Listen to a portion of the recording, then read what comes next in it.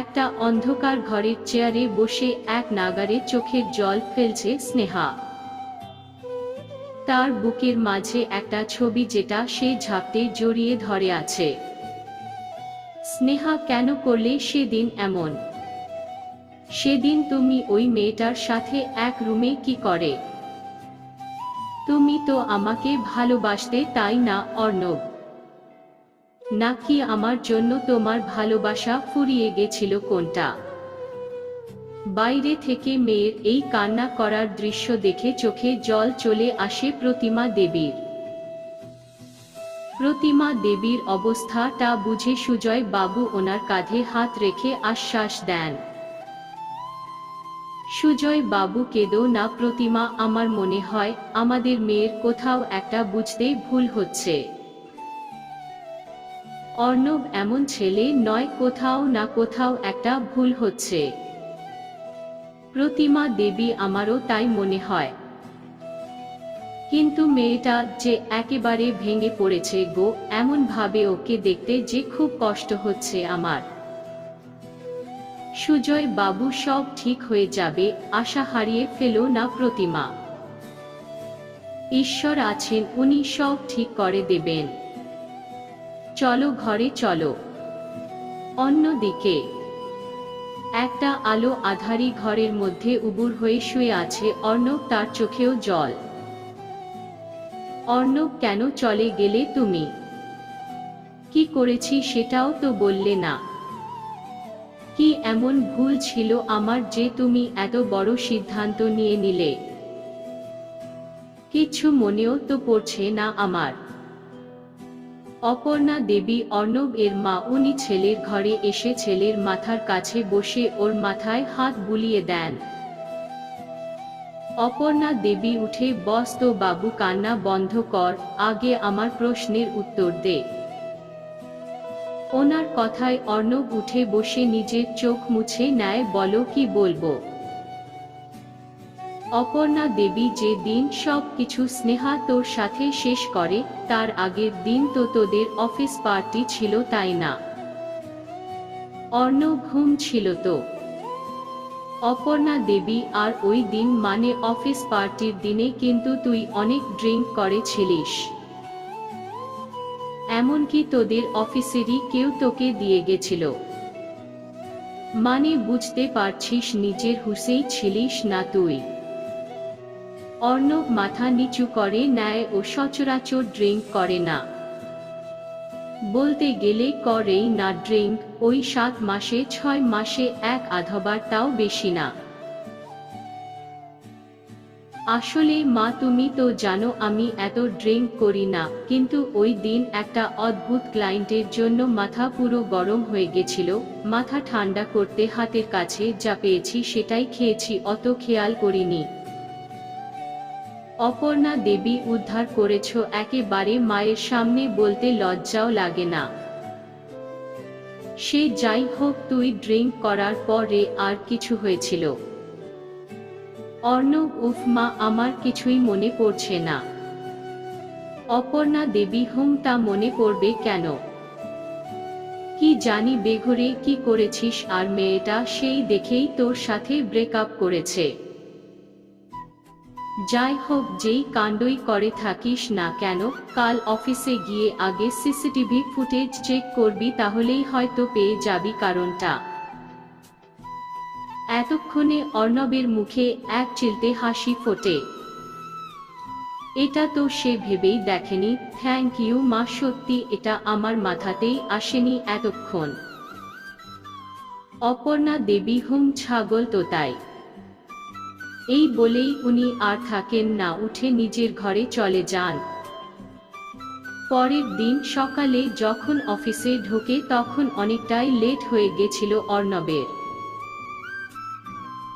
Lift বন্ধ হবে তার আগেই সে দৌড়ে লিফটে ঢুকে যায়, তারপর খেয়াল করে সেই লিফটে শুধু মাত্র ও আর স্নেহা। অর্ণব, স্নেহা শোনো। আর স্নেহা সে সঙ্গে সঙ্গে কানে হেডফোন লাগিয়ে নেয়, মানে যাই হয়ে যাক না কেন সে কোনো কথাই শুনবে না। কিছুক্ষণের মধ্যেই লিফট নির্দিষ্ট ফ্লোরে এসে থামতেই স্নেহা গট গট করে হেঁটে চলে গেল। এই দিকে অর্ণবের মুখ ভাতের হাঁড়ির পিছনের মতো হয়ে গেছে একেবারে। অর্ণব নিজের ডেস্কে গিয়ে কাজ শুরু করে দিল। সিসিটিভি সে লাঞ্চ টাইমে চেক করে নেবে, তারপরই হচ্ছে স্নেহার। ওকে ইগনোর করা, তার থেকেও বড় কথা ওর সাথে ব্রেকআপ করা। কত সাহস মেয়ের!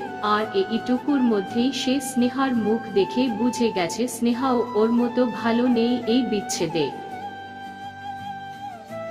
যেই সময়টার জন্য সে অপেক্ষা করছিল সেই সময়টা চলেই এলো। আগে ওকে ওদের বসের কাছ থেকে পারমিশন নিতে হবে। যদিও পারমিশন নিতে কোনো রকম হ্যাপা হয়নি, কারণ ও ওদের বসের খুবই বিশ্বস্ত একজন এমপ্লয়ি। তাই বস কোনো রকম জিজ্ঞাসাবাদ ছাড়াই ওকে পারমিশন দিয়ে দিয়েছে। অর্ণব প্রথমেই ও যেই জায়গায় দাঁড়িয়ে ড্রিঙ্ক করেছিল সেই জায়গাটা দেখে। না, ওখানে বিশেষ কিছুই করেনি, শুধু ড্রিঙ্ক করা ছাড়া।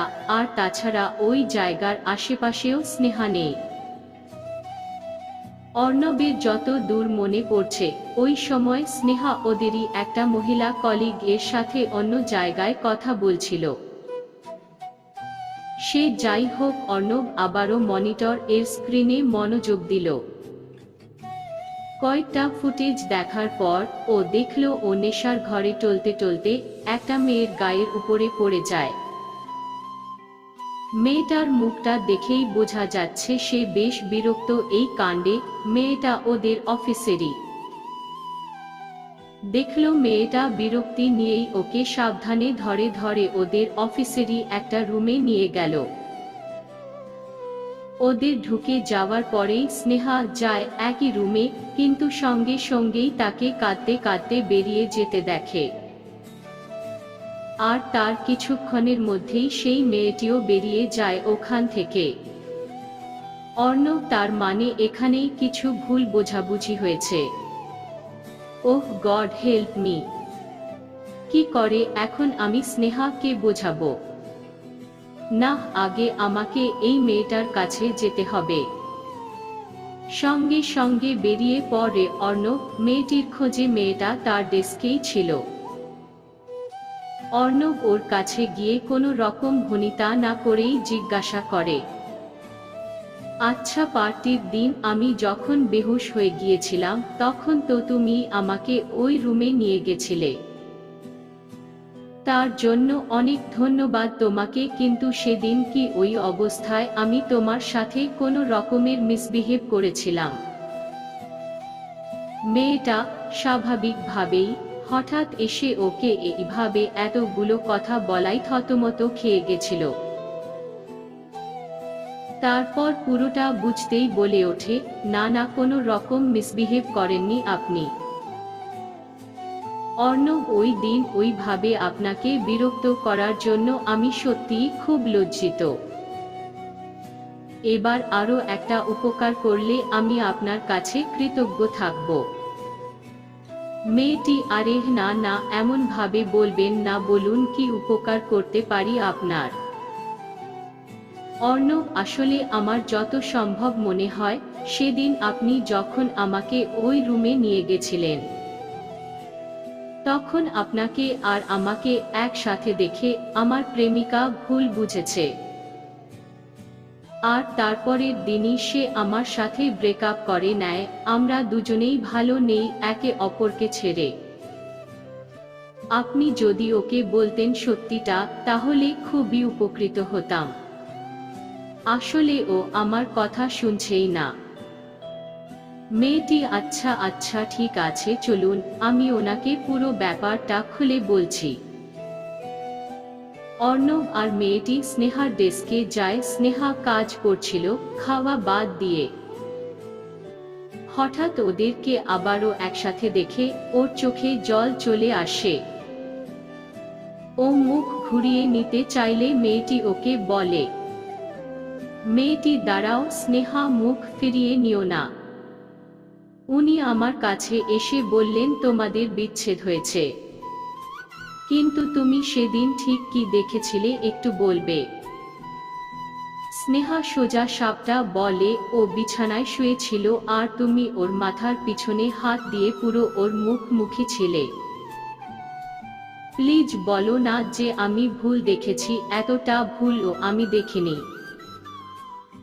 মেয়েটি না, ভুল তুমি দেখনি, তুমি যা বলছো সেটা ঠিকই, কিন্তু ওই দিন আসলে কি হয়েছিল সেটা আমি যতটা জানি বলছি, বাকিটা তোমার ওই বলে দেবে।